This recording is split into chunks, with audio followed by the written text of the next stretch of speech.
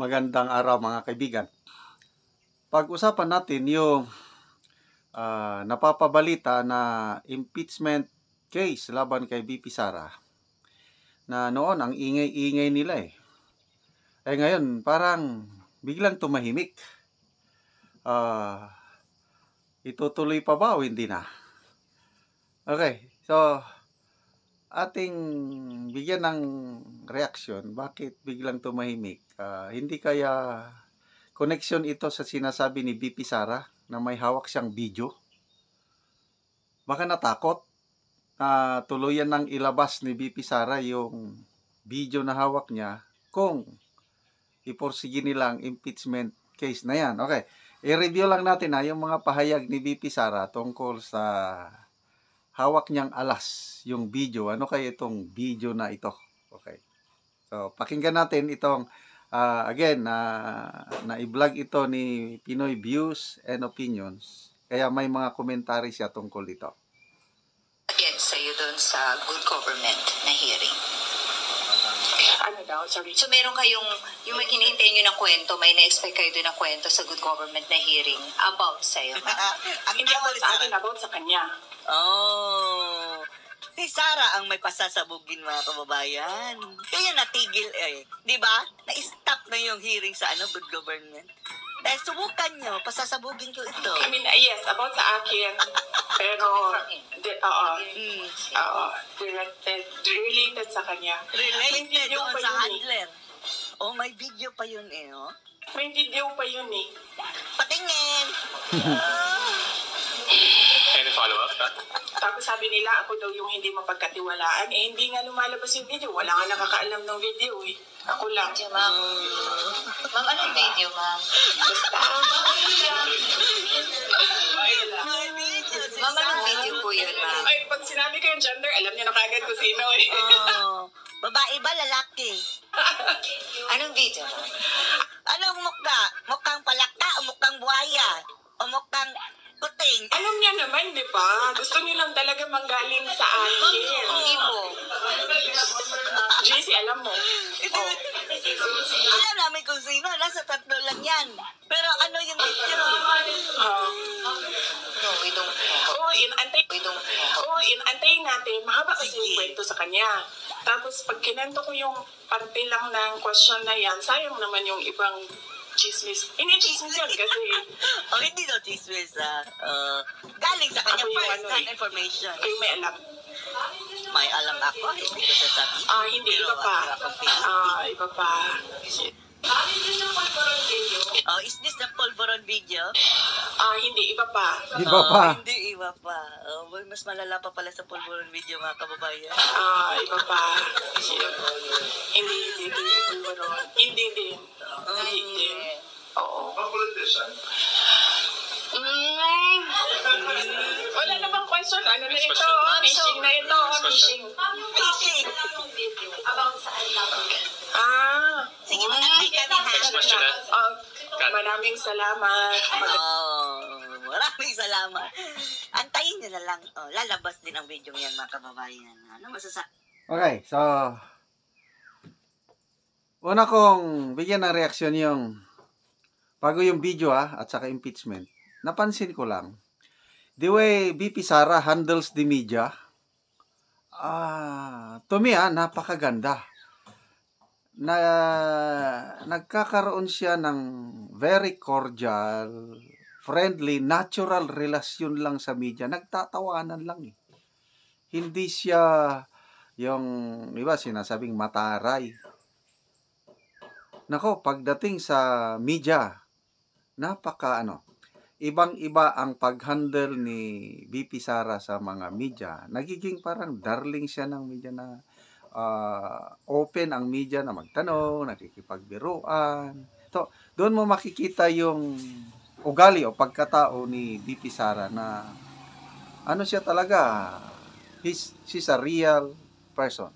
Kasi naging spokesman din ako nung nasa serbisyo pa ako. Nako, pag hindi ka marunong mag-handle sa media, delikado yung organisasyon mo. And nakikita ko, itong si VP Sara is parang natural lang na nakikipagkwentuhan sa mga media, which is a very good point para sa kanya, very good asset. Okay? Punta na tayo sa ano. Yung hawak niyang video is hindi pa yun yung pulburon video. Yung pulburon video nung inilabas nung kailan ba yun? July? May mga susunod pa daw eh. So kung kailan isusunod na ilabas, I don't know. So ito namang video na hawak ni BP Sara, tungkol ata ito sa ito yung depensa niya pag igiit yung, lalo na yung Committee on Good Government, na doon siya inaatake ng misuse, handling of funds. Pag ipilit nila ito, doon niya ilalabas yung video. Tingnan nyo, natigil na yung committee hearing ng Good Government. Ang nagpapatuloy na lang ngayon yung Quadcom. So, tumigil yung hearing ng Good Government, Committee on Good Government. At saka, tumahimik na rin yung bali-balita na impeachment. Maingay si Trillanes nun eh. Ano ang sabi ni Trillanes? Nakaprepare na. Ilan yun? 23 articles of impeachment. So kung nakaprepare na, by this time, bakit hindi pa i-file? Although may nag-a-advise, baka nakinig sila sa advice na huwag muna daw ngayon. Ngayong itong Congress na ito. Kasi gahol na sa panahon. Kasi busy na sa kampanyahan ang mga lawmakers. So, paabot na lang daw sa next Congress para mapaghandaan ng gusto, mapatibay yung mga ebidensya. O baka ganun nga ang nangyari. Or, baka nalaman ng kabilang grupo, yung handler, di ba? May sinasabi si BP Sara na handler sa tatlong tao. Tatlong operator o tatlo. Trillanes, Castro, Hontiveros, isa lang daw ang handler eh. So itong grupo ni Castro na sila yung atat na mag-file na kasi last year pa sinasabi na ni Franz Castro na merong grounds for impeachment against kay BP Sara. Hindi lang natuloy last year dahil nagsalita ang Pangulo na ayaw niyang ma-impeach si BP Sara kasi nung una hindi pa sila nag-break up sa kanilang pagiging best friend. Ngayon, wala na. Break up na.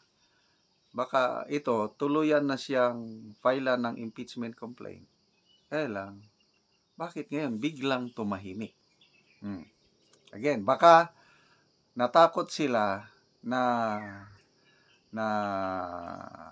tuluyan ng ilabas ni BP Sara yung kanyang hawak na video. Okay?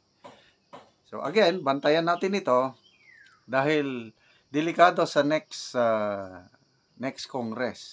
Kung lumalabas ngayon sa mga surveys, initial lang ngayon, parang 9 or 10 administration candidates ang pumapasok. 2 o 3 lang sa outside admin candidates. So kung marami silang manalong senador next Congress, ayun, mas malaki yung chances na mag-prosper yung tagumpay yung impeachment laban kay BP Sara kasi impeachment is a numbers game. Ngayon, kahit ituloy nila sa present setup ng Senado, mahirapan sila dahil marami pang independent-minded sa mga senador ngayon na hindi makakalusot ang impeachment. Kahit ngayong yung charter change, wala, hindi na nila itutuloy ngayon dahil 100% hindi makakalusot ang charter change sa present setup ng Senado ngayon. Ganon na rin yung impeachment. Kaya bantayan natin itong midterm election next year. Sana mag-isip tayo na maigi. Na wag na lang tayo basta boboto yung mga name recall o yung mga dahil sa sikat. Nakakalungkot. 2 senador na palaging pasok sa Magic 12. I have nothing against them in person. Senator Lapid, ex-Senator Manny Pacquiao.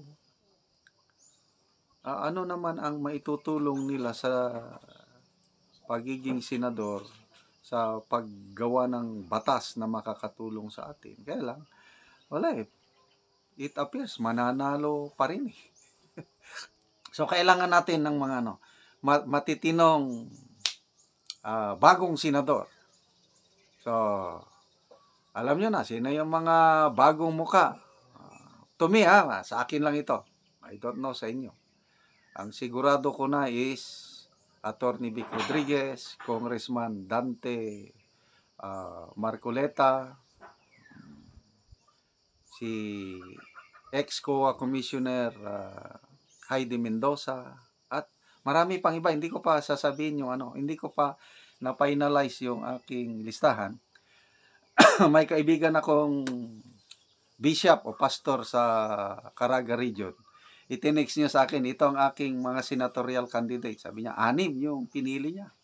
Sabi ko, pastor, parehas tayo. By the way, kasama na rin doon si Colonel Ariel Kerubin. Mga ganon, mga independent-minded na mga magiging senador na hindi kayang diktahan ng powers that be.